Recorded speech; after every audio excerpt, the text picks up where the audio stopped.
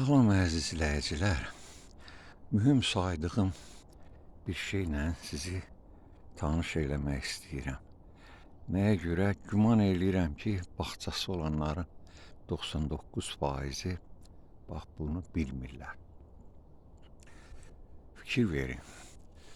Bax burada düyün.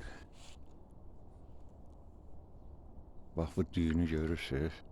Bax burada yoxdur. Bax burada bir düyün, sonra ikinci düyün.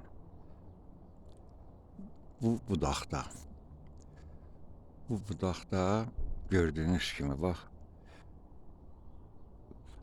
buralarda düyün yoxdur. Tək burada var. Burada var. Bax burada da olub quruyub artıq.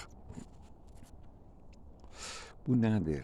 Bu çox bu xəstəlikdir. Xəstəlikdir. Hansı budaq ki, bax xəstəliyi olub, bax görürsüz necə qalınlaşıbdır. Burada da bax o qalınlaşma var. Burada da var iki yerdə. Deməli bir, bax bu bir, bu da iki. Bax hamısında düyün var.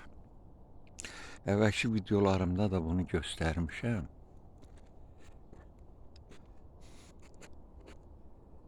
Bax burada da düyün olub, sonradan düyünsüz. Əslində burada da qismən olubdur. Bu xəstəliyin əlamətidir. Elə ki, göbələk xəstəliyi düşür ağaca, ağacın özünün müdafiə mexanizmi işə düşür və orada o xəstəliyi boğmaq üçün bax elə bir düyünlər əmələ gətirir. Və mən bu düyünlü budaqdan birini apardım, calaq elədim başqa bir yerdə. Onu göstərməyə ehtiyac yoxdur.